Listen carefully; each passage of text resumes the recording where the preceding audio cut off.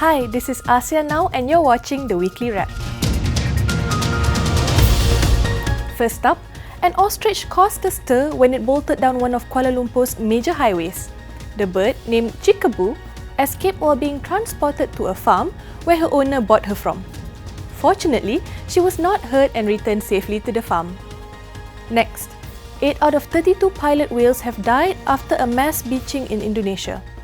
The short-fin pilot whales came ashore on June 15 in Eastern Java.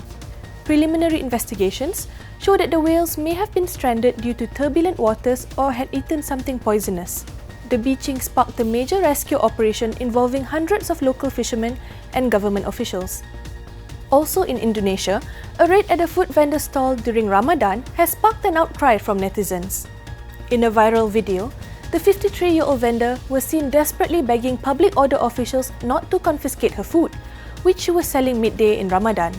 Social media users raised almost $20,000 to help her and other vendors who were targeted.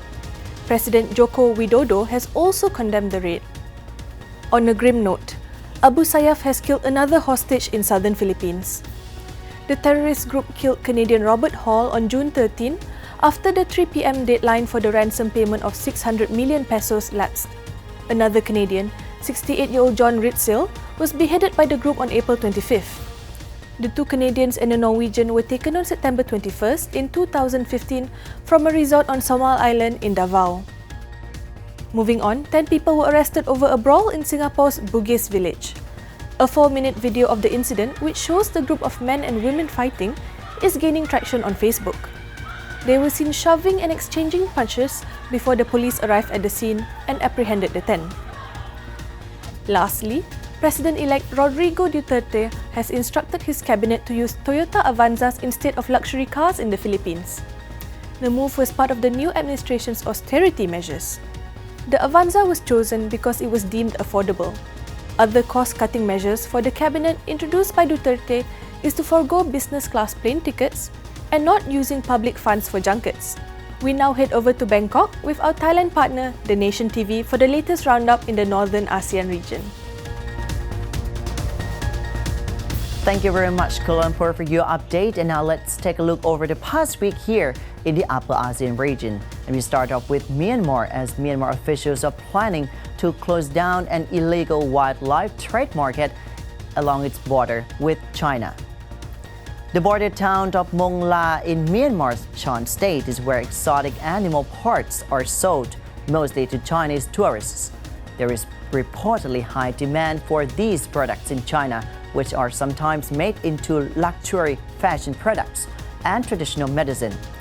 Myanmar Conservation Ministry's director said that it will be difficult to shut this illegal market immediately as it concerns the locals' livelihood. And now back to Thailand. It's a colossal marriage in Thailand's business sector between monopolistic duty-free operator King Power and AirAsia, as the former has acquired the second largest batch of stocks in the country's largest budget airline. The $225 million purchase allows King Power's billionaire owner Wishai Watanaprapha to further tap into Thailand's booming tourism industry and expand beyond his duty-free and hotel portfolio. The AirAsia deal is expected to reap huge profits further for Wishai in the long run. The billionaire has just gained tremendously in terms of monetary value after his English football club Leicester City won the title in the previous season.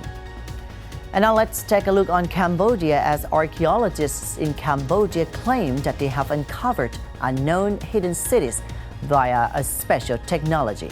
Archaeologists in Cambodia unveiled during an interview with The Guardian that they have uncovered many hidden cities dating 900 to 1,400 years old near the famous Angkor Wat.